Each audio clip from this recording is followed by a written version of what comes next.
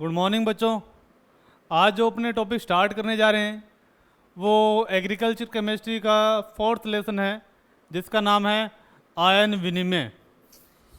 Ion विनिमय नाम से ही अपने को पता चल रहा है कि ये एक ऐसा प्रक्रम है जिसमें आयनों का विनिमय होता है, आयनों का आदान प्रदान होता है।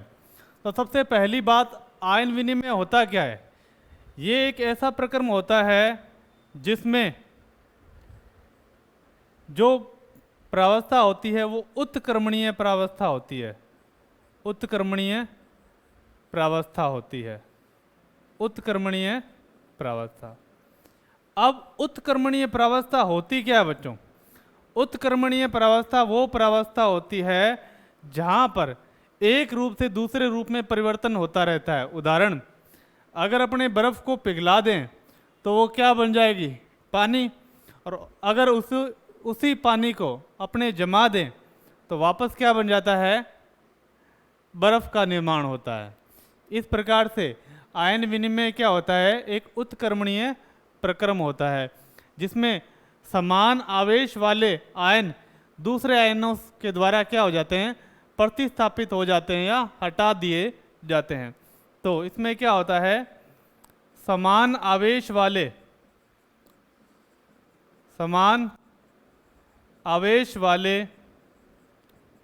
आयन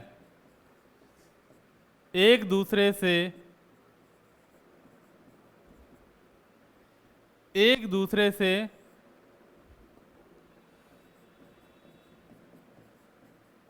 प्रतिस्थापित हो जाते हैं, इसलिए इन्हें क्या बोलते हैं? आयन विनिमय बोलते हैं। सबसे सिंपल परिभाषा यह है कि किसी भी विनिमयशील का मतलब क्या होता है कि वो प्रावस्थाएं जो एक दूसरे से हट सकती है उनमें अधिकतर आयनों का विनिमय होता है। मान लो उदाहरण के लिए ठोस व द्रव में, जैसे मिट्टी के कण हो गए और किसी लवण का विलयन हो गया, उनमें क्या होता है? आयनों का विनिमय हो सकता है। पर बात क्या होनी चाहिए कि ये एक दूसरे के संपर्क में होने चाहिए, या ठोस व ठोस में। क्लियर है? तो दो चीज़ें अपने को ध्यान रखनी है कि आयन विनिमय अधिकतर किस में होता है? ठोस व द्रव में, ठोस व ठोस में। और इसके लिए शर्त क्या है कि संपर्क में होना चाहिए, संपर्क में होना चाहिए।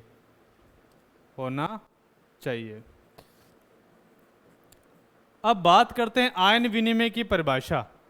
आयन विनिमय की परिभाषा क्या है? आयन विनिमय की परिभाषा लिखिए आप। विनिमयशील प्रावस्थाओं के मध्य विनिमयशील प्रावस्थाओं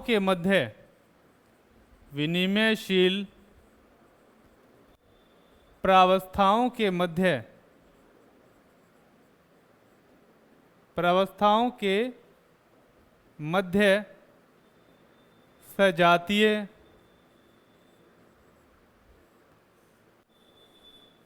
आवेशों, या अपने आयन लिख देते हैं, सजातीय आयनों का विनिमय आयन विनिमय कहलाता है। आयन विनिमय कहलाता है। अब देखो बच्चों, यहाँ पर बात क्या देखनी है? विनिमयशील प्रावस्थाएं। विनिमयशील प्रावस्थाएं मैंने आपको बताया दो टाइप की हो सकती है, ठोस व द्रव या ठोस व ठोस। दोनों परस्पर संपर्क में होने चाहिए। क्लियर है? अब सजातीय आवेश क्या होते हैं? वो आवेश होते हैं जिन पर एक सा चार्ज होता है। जैसे कैल्शियम पर कौन सा आवेश है? +2। तो मैग्नीशियम पर क्या हो गया? +2। पोटेशियम पर क्या हो गया? प्लस। ये प्लस आवेश वाले क्या है? धनायन है। तो इनका आपस में क्या हो सकता है? विनिमय हो सकता है। क्लियर है? तो ये होती है सजातीय आयन का विनिमय, क्या कहलाता है? आयन विनिमय कहलाता है। अब ये दो प्रकार के होते हैं आयन विनिमय। आयन विनिमय कितने प्रकार के होते हैं? आयन विनिमय बच्चों अपने पास होते हैं दो प्रकार के। क्लियर है? पहला है अपने पास जो आयन विनिमय आएगा उसे बोलते हैं धनायन विनिमय। क्या बोलते हैं? धनायन विनिमय। और दूसरा अपने पास कौन सा आएगा? ऋणायन विनिमय। क्लियर है? तो अपने पास आयनों का विनिमय दो प्रकार से होता है, धनायन विनिमय और ऋणायन विनिमय। अब आयन दो प्रकार के होते हैं तो फिर अपने पास विनिमय भी दो प्रकार से होगा। तो सबसे पहले अपने डिस्कस करेंगे धनायन विनिमय के बारे में। क्लियर है? तो अपने हेडिंग डालते हैं धनायन विनिमय। तो नोट करें और स्टार्ट करते हैं। तो पहला पॉइंट अपने पास है धनायन विनिमय। धनायन विनिमय। धनायन विनिमय। तो धनायन विनिमय समझने से पहले इसके बारे में कुछ बातें लिखनी पड़ेगी अपने को, और वो अपने नोट करते हैं। तो सबसे पहली बात कि धनायन विनिमय एक पृष्ठ क्रिया है। क्या है? पृष्ठ क्या होता है? पृष्ठ के ऊपर होने वाली क्रिया। ये कोई भी मिट्टी की परत है, इसके ऊपर धनायनों का विनिमय होगा। K+, Al+3, कैल्शियम +2, ये पृष्ठ है इसकी। और पृष्ठ के ऊपर होने वाली जो क्रिया होती है वो क्या कहलाती है? पृष्ठ क्रिया कहलाती है। तो सबसे पहली बात, धनायन विनिमय यह एक पृष्ठ क्रिया है। यह एक पृष्ठ क्रिया है। जो क्रिया पृष्ठ पर होती है वो पृष्ठ क्रिया कहलाती है। अब क्या होता है कि अपने पास मिट्टी में दो प्रकार की मिट्टियाँ होती है। अपने पास मिट्टी होती है, उसमें दो चीज़ें अपने पढ़ी थी पिछले चैप्टर में। एक तो मृदा क्ले, और एक क्या पढ़ा था अपने पास? ह्यूमस। अच्छा, अब इनकी जो पृष्ठ होती है उनकी धनायन विनिमय क्षमता क्या होती है? ज़्यादा होती है। ह्यूमस की आपको मैंने बताई थी, कितने से थी? 150 से 200। याद आई? ठीक है। जिसका पृष्ठ जितना ज़्यादा खुला होगा उसकी धनायन विनिमय क्षमता भी उतनी ही ज़्यादा होगी। अब क्या होता है कि ह्यूमस के कणों पर ऋणावेश अधिक मात्रा में पाया जाता है। ह्यूमस के कणों पर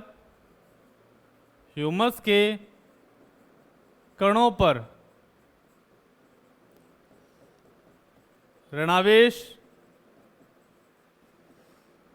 अधिक मात्रा में पाया जाता है। अधिक मात्रा में पाया जाता है। जिसके कारण क्या होगा? ये अपनी पृष्ठ पर, जिसके कारण ये क्या होगा? अपनी पृष्ठ पर अधिक मात्रा में धनायनों का अधिशोषण कर पाएंगे। सिंपल सी बात है और बहुत ही आसानी से अपने को समझ में आ जाएगी। अब जैसे जैसे इसकी पृष्ठ पर धनायन आते जाएंगे तो ये क्या करेगा? दूसरे धनायनों के द्वारा प्रतिस्थापित होता रहेगा। जैसे H+, Mg+2, ये धनायन क्या करते हैं? इनका विनिमय करते हैं।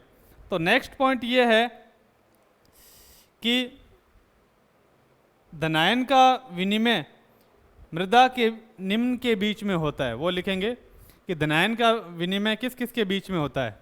तो पहला पॉइंट है पौधों की जड़ों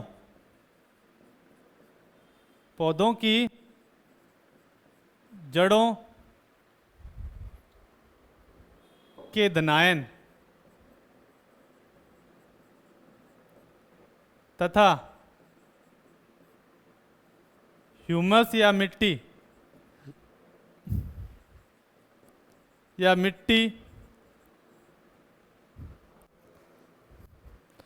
के धनायन के बीच धनायन के बीच। पौधों की जड़ों पर क्या होते हैं? धनायन लगे रहते हैं। अब ये क्या करते हैं, ये ह्यूमस के जो ऊपर जो धनायन हैं उनके साथ क्या करते हैं? विनिमय करते हैं, जिससे क्या होते हैं? पौधों को अधिक पोषक तत्व प्राप्त होते हैं। सेकंड पॉइंट है कि मृदा विलयन में उपस्थित धनायनों तथा क्ले क्रिस्टल, अगर अपने मिट्टी का विलयन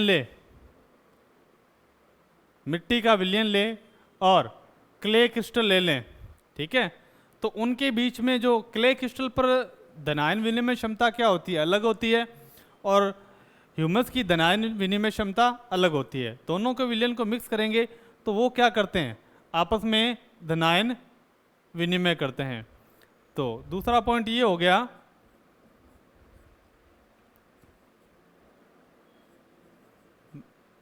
मृदा के पृष्ठ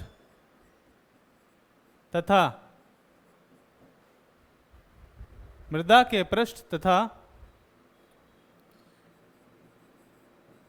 ह्यूमस के पृष्ठ के बीच धनायन विनिमय हो सकता है। बहुत ही इजी है। अब देखो पहला पॉइंट क्या था अपने पास? पहला पॉइंट ये था पौधों की जड़ों के धनायन तथा ह्यूमस या मिट्टी के धनायन के बीच में। क्लियर? अब दूसरा पॉइंट मृदा के पृष्ठ तथा ह्यूमस के पृष्ठ के बीच में।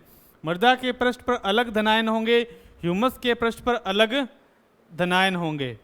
अब तीसरा पॉइंट ये आ जाता है कि दो क्ले क्रिस्टल, क्ले अपने पास कौन से होते हैं? दो क्ले क्रिस्टल या दो ह्यूमस के क्रिस्टल। क्रिस्टल क्या होते हैं? छोटे छोटे सुई नुमा आकृतियाँ होती है, कण होते हैं, ठीक है। दो क्ले क्रिस्टल, दो ह्यूमस क्रिस्टल, या एक क्ले क्रिस्टल एक ह्यूमस क्रिस्टल, इनके बीच में भी क्या होता है? धनायन विनिमय बहुत ही आसानी से हो सकता है। क्लियर है? अब नेक्स्ट स्लाइड की तरफ चलते हैं अपने, और नेक्स्ट स्लाइड में अपने क्या पढ़ेंगे और उसके बारे में अपने कुछ एग्जाम्पल के थ्रू पढ़ेंगे। तो इसमें लिखेंगे धनायन विनिमय की घटना एक साधारण से उदाहरण से समझ सकते हैं। धनायन विनिमय की क्षमता एक साधारण से उदाहरण से समझ सकते हैं। मान लो एक साधारण सी मिट्टी है, एक साधारण मिट्टी है, एक साधारण मिट्टी, एक साधारण मिट्टी। क्लियर है? एक साधारण मिट्टी है जो किससे युक्त है? कैल्शियम युक्त है। क्लियर? उसमें मैंने क्या डाल दिया? मैंने एक विद्युत अपघट्य का विलयन डाल दिया। विद्युत अपघट्य वो होता है जिसे पानी में डालने पर घुल जाता है वो। क्लियर? मिट्टी में विद्युत अपघट्य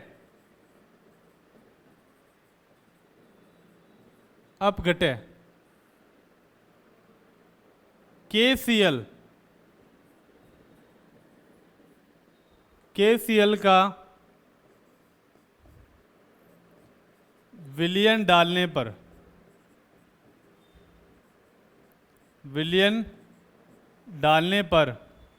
किसका विलयन डालेंगे? KCl का विलयन डालेंगे तो क्या होगा देखते हैं, और फिर अपने समीकरण बनाएंगे। KCl का विलयन डालने पर K प्लस द्वारा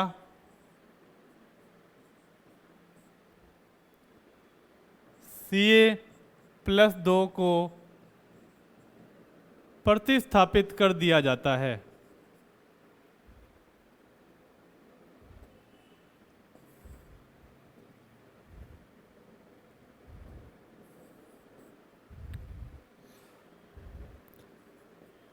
प्रतिस्थापित कर दिया जाता है।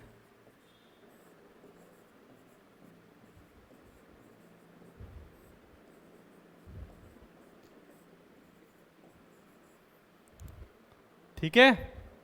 तो सिंपल सी समीकरण बनाएंगे। देखो ये अपने पास क्या है? एक क्ले क्रिस्टल है या मृदा कोलाइड है, ठीक है, या अपने इसे नाम दे देते हैं मृदा।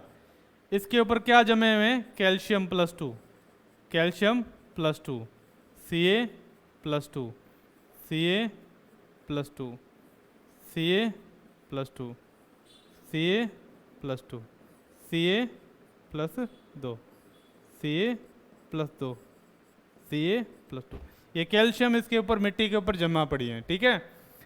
जैसे ही मैंने इसके अंदर क्या डाला, KCl डाला। KCl में धनायन कौन था अपने पास, KCl में जो धनायन होता है वो होता है अपने पास K+ और Cl-।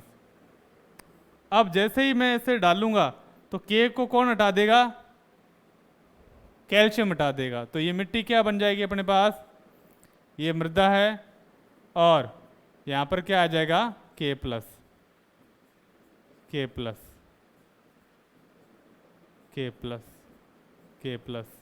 तो इस प्रकार से क्या हो जाता है, धनायन विनिमय हो जाता है किसी इलेक्ट्रोलाइट के डालने पर, ठीक है। और साथ में ये कैल्शियम किसके साथ जुड़ जाता है, इसके साथ CaCl2। तो समीकरण अपने बहुत ही आसानी से बना सकते हैं। तो यहाँ पर क्या लिखेंगे, कैल्शियम मिट्टी मृदा प्लस KCl, और फिर अपने क्या लिखेंगे, यहाँ पर मिट्टी के साथ कौन आके जुड़ गया, पोटेशियम, मिट्टी, और प्लस में क्या बन गया अपने पास, CaCl2। क्लियर है, बहुत ही आसान है और बहुत ही आसान तरीके से अपने से कर भी रहे हैं। तो समझ में आया आपको बात, क्लियर है बच्चों, ठीक है। अब बात करते हैं नेक्स्ट पॉइंट की तरफ।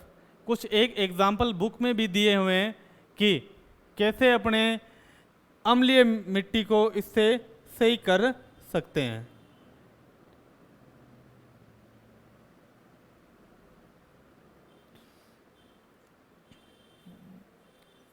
ठीक है, तो अम्लीय मिट्टी को सही करने के लिए क्या करते हैं, अगर ऐसी मिट्टी हो जिसमें क्या हो, कैल्शियम युक्त हो, और उसमें अपने HCl डाल दें तो क्या होगा, H+ के द्वारा Ca+2 को हटाया जा सकता है आसानी से।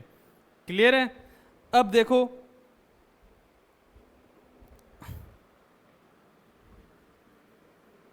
ऐसी मिट्टी अपने पास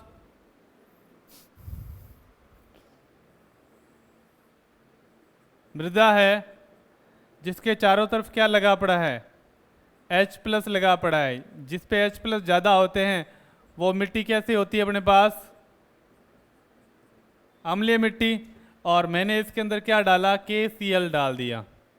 तो KCl क्या करेगा, मिट्टी के ऊपर से क्या हटा देगा, H+ हटा देगा, और खुद आ जाएगा H+ की जगह पर। इस तरह एक धनायन के द्वारा, ये सजातीय धनायन है समान आवेश वाले, ठीक है, तो उस पर और यहाँ पर क्या आ जाएगा, HCl। समीकरण बनाना चाहें तो भी अपने आसानी से बना सकते हैं। तो ये अपने पास H+ युक्त मिट्टी प्लस KCl, और इस मिट्टी के चारों तरफ क्या आ गया अपने पास, और यहाँ पर आ गया अपने पास पोटेशियम युक्त मिट्टी, और यहाँ पर HCl, सॉरी यहाँ HCl, हाँ सही है, ठीक है। अब देखो नेक्स्ट पॉइंट वो अपने करते हैं, लिखते हैं इसके बारे में, धनायन विनिमय की क्रियाविधि। धनायन विनिमय की क्रियाविधि वो क्या होती है, तो देखते हैं। धनायन विनिमय की क्रियाविधि,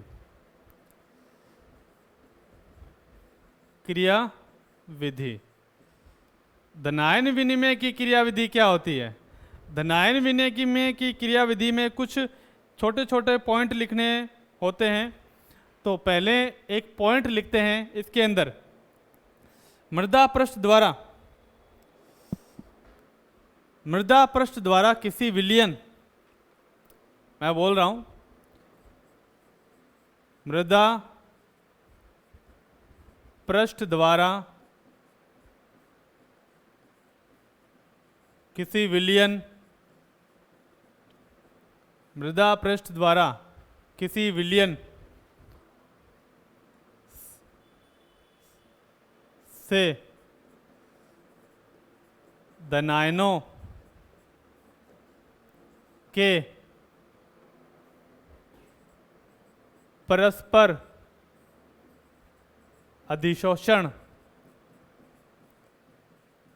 अधिशोषण को धनायन विनिमय कहते हैं। विनिमय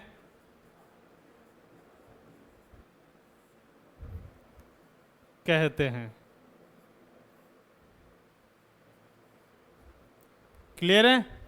तो धनायन विनिमय किसे कहते हैं? मृदा पृष्ठ द्वारा किसी विलयन से धनायनों के परस्पर अधिशोषण को क्या बोलते हैं अपने? धनायन विनिमय बोलते हैं। अब इसकी क्रियाविधि क्या है? धनायन विनिमय की क्रियाविधि सबसे इंपॉर्टेंट बात है। धनायन विनिमय की क्रियाविधि ये है अपने धनायन विनिमय की क्रियाविधि की व्याख्या आयन विनिमय के विद्युत गतिकी सिद्धांत से की जाती है। विद्युत गतिकी सिद्धांत से की जाती है। अब ये ध्यान रखना है किस सिद्धांत से की जाती है? विद्युत गतिकी सिद्धांत से की जाती है। अब इसमें क्या होता है कि अपने पास कोई मिट्टी है, ठीक है, ये अपने पास क्या है? मिट्टी है, मृदा है, और इस मृदा के ऊपर क्या है कि धनायन अधिशोषित हो रखे हैं। पहले से जो धनायन अधिशोषित थे, एक साइड ही बनाता हूं मैं, वो प्लस से दिखाए मैंने, ठीक है, प्लस से मैं दिखा रहा हूं। ये फैले हुए। अब ये क्या होता है? मृदा कोलाइड पर कौन सा आवेश होता है? ऋणावेश होता है ना, ऋणावेश। ऋणावेश क्या करता है? धनायनों को अपनी तरफ खींचता है। तो ये क्या होता है? ये अधिकतम दूरी है जहां तक ऋणायन धनायन को खींच सकता है। अधिकतम दूरी धनायन को खींचने की, ठीक है, धनायन को खींचने की। अब ये ऊपर वाली परत होती है, वो भी आपको मैं डिस्कस करूंगा, ठीक है। अब होता क्या है कि ये मृदा एक द्विपरतीय संरचना बनाती है। एक परत तो होती है ऋणायन वाली, ये वाली, और एक बाहर वाली परत कौन सी होती है? धनायन की, जो उसने अधिशोषित कर रखे हैं। मान लो ये मृदा की परत है और इसके अंदर की तरफ अपने पास क्या? ऋणायन, और ऋणायन किसको आकर्षित करेगा? धनायन को आकर्षित करेगा। क्लियर है? ठीक है। अब जैसे ही मैंने क्या किया, इसे मृदा को विलयन में डाला, मृदा विलयन में डाला, विलयन में डाला या डालने पर ये जो क्या है, ये जो अधिशोषित धनायन है वो क्या हो जाएंगे? थोड़े खुल जाएंगे और दोलन करेंगे। दोलन करने से पानी में क्या होता है? इनमें थोड़ा सा तनुपन आ जाता है, तो ये धनायन क्या थोड़े खुल के बाहर की तरफ जाने लगते हैं। तो इनसे एक परत बन जाती है जिसे बोलते हैं विसरित परत। क्या बोलते हैं? विसरित परत। तो विसरित परत का निर्माण होता है। मृदा को मृदा विलयन में डालने पर जो अधिशोषित धनायन होते हैं वो क्या करते हैं? एक विसरित परत का निर्माण करते हैं। क्योंकि ये पानी में डालने पर, विलयन में डालने पर क्या करते हैं? दोलन करते हैं। दोलन करने के कारण एक विसरित परत का निर्माण होता है। अब उसके बाद में क्या चीज है जो देखी जाती है, अब धनायनों का विनिमय कैसे होगा। धनायनों का विनिमय ऐसे होगा कि धनायनों का विनिमय करने के लिए इस मिट्टी में एक ऐसा विलयन डालना जाता है जिसमें धनायन हो, और वो विलयन अपने पास कौन सा होता है, विद्युत अपघटय। तो विद्युत अपघटय, विद्युत अपघटय का विलयन मृदा कोलाइड में डालने पर, विलयन मृदा कोलाइड में डालने पर क्या होगा, ये मैंने विद्युत अपघटय का विलयन में जो धनायन हो वो इससे दर्शाया मैंने, ठीक है। अब क्या होता है, दोलन करने से इनके मध्य रिक्त स्थान आ जाता है। ये जो धनायन है अधिशोषित परत के, वो थोड़ी दूर से हट जाते हैं। तो क्या होता है, ये धनायन इस परत के बीच में, पहली परत के बीच में आके फिट हो जाते हैं। ये कौन से होते हैं, विद्युत अपघटय के धनायन। और कुछ आयन यहाँ से हटकर बाहर की तरफ चले जाते हैं। तो विद्युत अपघटय का विलयन मृदा कोलाइड में डालने पर विद्युत अपघटय के आयन, विद्युत अपघटय के आयन ऋणावेशित परत पर जमा हो जाते हैं। ऋणावेशित परत पर जमा हो जाते हैं, जिससे क्या होता है, धनायनों का एक दूसरे से प्रतिस्थापन हो जाता है। और इस सिद्धांत को बोलते हैं अपने विद्युत गतिकी सिद्धांत। एक बार दोबारा रिवाइज कर लेते हैं कि धनायनों के विनिमय को विद्युत गतिकी सिद्धांत से समझाया जाता है। इसके अनुसार क्या होता है कि धनायन की परत है, और धनायन की परत में क्या होता है अपने पास, इस पे मृदा कोलाइड पर ऋणावेश के कारण अधिशोषित आयनों की एक परत जमा रहती है। और ये परत क्या होती है, जैसे ही पानी में या विलयन में डालते हैं तो विलयन में डालते ये परत के जो धनायन है दोलन करने लगते हैं, जिससे क्या होता है कि इनकी पकड़ हो जाती है, कम हो जाती है, और ये दूर की तरफ जाते हैं, ठीक है। और इस कारण इस विसरित परत का निर्माण होता है, यानी फैली हुई परत का निर्माण होता है। अब इस फैली हुई परत में मैं विद्युत अपघटय डालता हूँ। कौन सा विद्युत अपघटय, जिस पर क्या हो, धनायन हो।